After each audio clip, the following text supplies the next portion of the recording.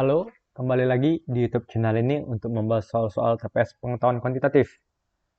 Nah, sebelum kita masuk ke pembahasan soal, mohon dukungannya dengan cara menekan tombol subscribe terlebih dahulu.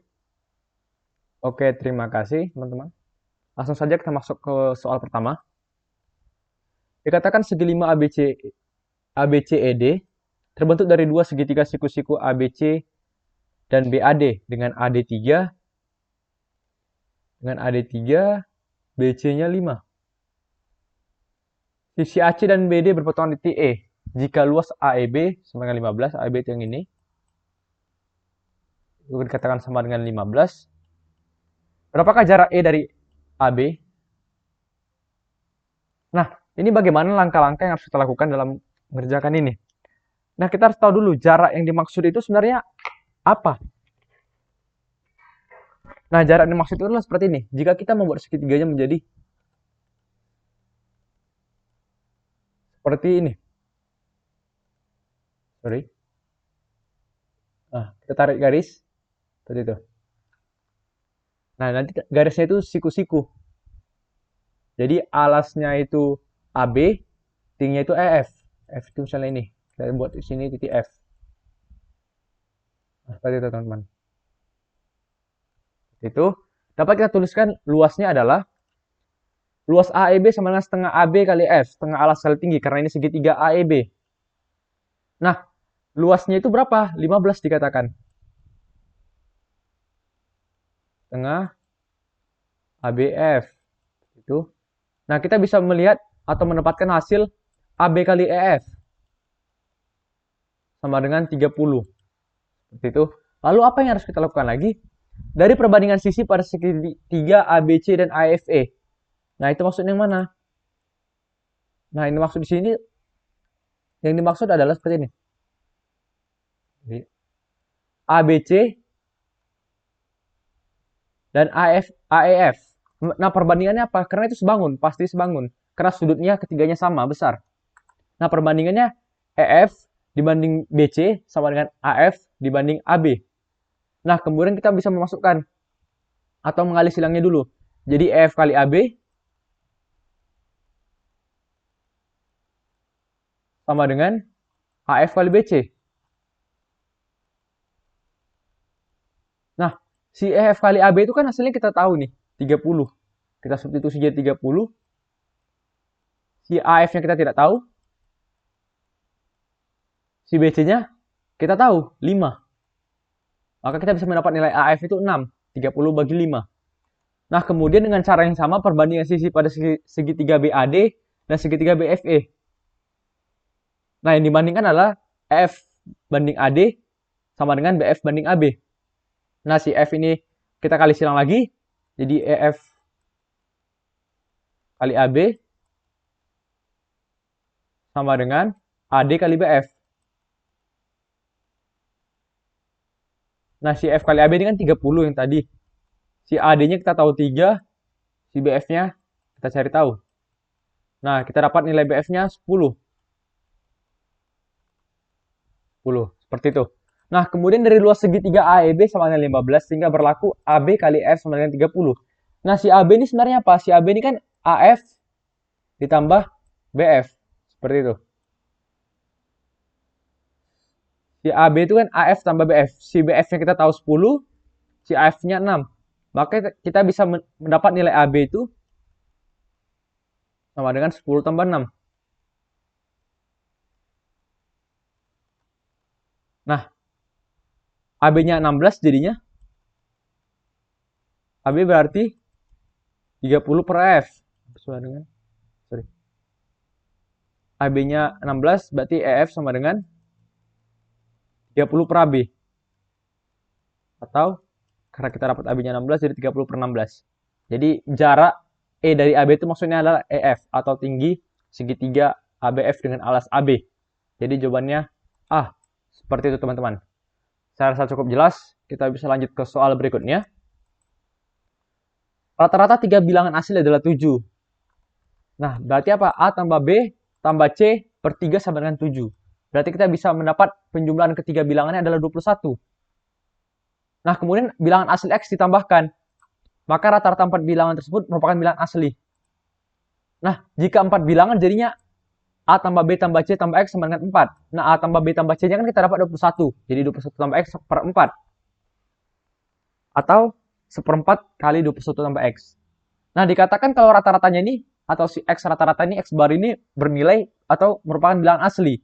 Berarti si 21 tambah X pastilah adalah kelipatan 4. Untuk membuat 21 tambah X kelipatan 4, maka nilai X itu sama dengan 3, 7, 11, dan seterusnya. Nah, yang ditanyakan adalah berapa nilai X terkecil yang mungkin. Maka nilai X terkecil yang mungkin adalah 3. Jadi jawabannya B. Seperti itu. Saya rasa cukup jelas, teman-teman. Kita bisa lanjut ke soal berikutnya. Nah, diketahui sebuah lingkaran dengan jari-jari B dan setengah lingkaran dengan jari-jari A bersinggungan di dalam sebuah persegi panjang seperti terlihat pada gambar berikut. Nah, ini seperti apa? Nah, kita bisa menarik sebuah garis atau menjadi diagonal. Itu dari titik pusat A melewati titik pusat B ke ujung persegi panjangnya. Nah, sampai di sini, kan ini nilainya A, jari-jari juga. Yang ini, yang di sini, ini nilainya B. Nah, yang di sini, ini kita buat seperti ini. Nah, jadi sebuah segitiga. Di sini B, di sini B. Dengan Pitagoras kita mendapat yang ini, B akar 2. Sedangkan secara keseluruhan ini kan A. Di sini A, di sini A. Maka sebenarnya yang garis yang tadi kita buat adalah A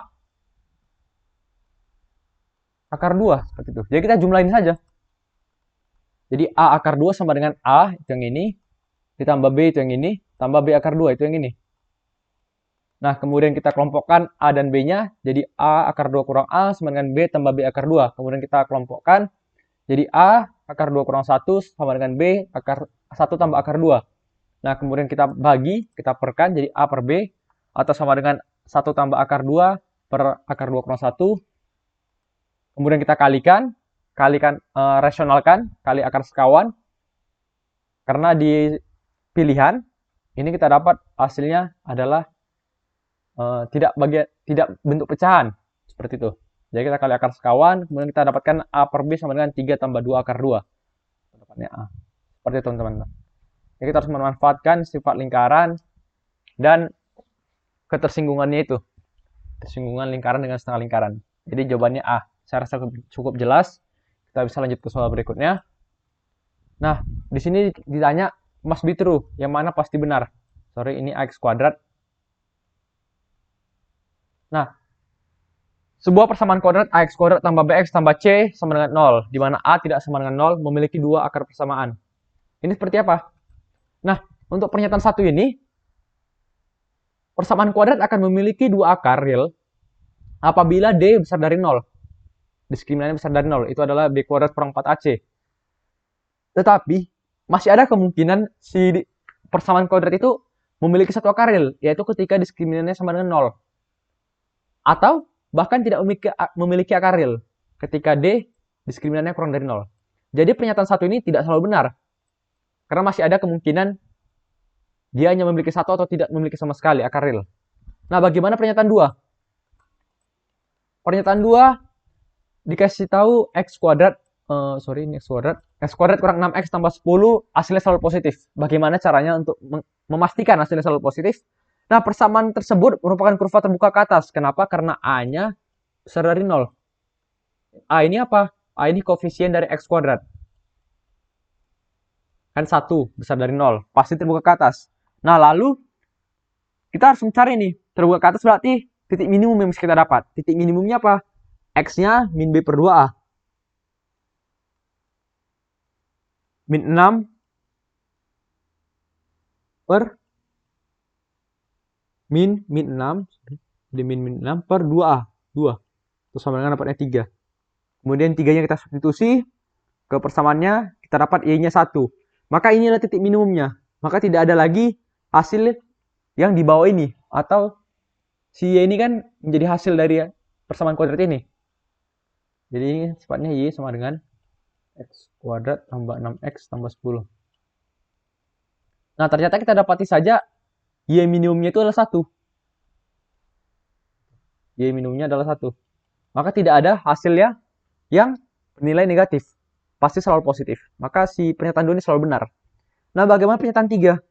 Nah, kalau pernyataan 3 dikatakan AX, apakah X akan bernilai sama? Sebenarnya ini bernilai sama apabila A-nya itu bernilai positif. Ketika A positif. Namun ketika A bernilai negatif, maka dia akan merubah tanda atau menjadi X kurang dari B per A. Seperti itu teman-teman. Jadi pernyataan 3 ini tidak selalu benar. Karena dia akan bernilai salah saat A bernilai negatif. Maka jadi pernyataan 3 tidak selalu benar. Nah, bagaimana pernyataan 4? Pernyataan 4 selalu benar. Dikatakan selisih atau perbedaan dari dua bilangan berurut dikuadratkan. Atau misalnya kita buat dalam bentuk N. Jadi bilangan berurutnya N sama N tambah 1. Dikuadratkan kemudian dicari selisihnya. Nah, kita dapat itu adalah selisihnya 2N tambah 1. Pastilah 2N tambah 1 ini bernilai ganjil atau odd. Itu bisa dipastikan untuk bilangan apapun. Karena 2N ini selalu genap. Genap ditambah 1 selalu ganjil. Maka 2N tambah 1 akan selalu bernilai ganjil. Pernyataan 4 ini akan selalu benar. Jadi pernyataan selalu benar sesuai dengan diminta soal adalah 2 dan 4. Jadi pilihannya adalah C. Seperti itu. Saya rasa cukup jelas. Teman-teman, kita bisa lanjut ke soal terakhir. Nah, di soal terakhir, dua buah dadu dilempar sekaligus. Peluang muncul mata dadu berjumlah lebih dari 5 dan kelipatan 3. Nah, saat kita melempar dua buah dadu sekaligus, kemungkinan apa saja muncul? Ini ada 11, 12, 13, sampai 66. Dan ini ada jumlahnya sebanyak 36. Nah, yang diminta soal adalah hasil yang diharapkan lebih dari 5 dan kelipatan 3. Maka ada 6, 9, dan 12.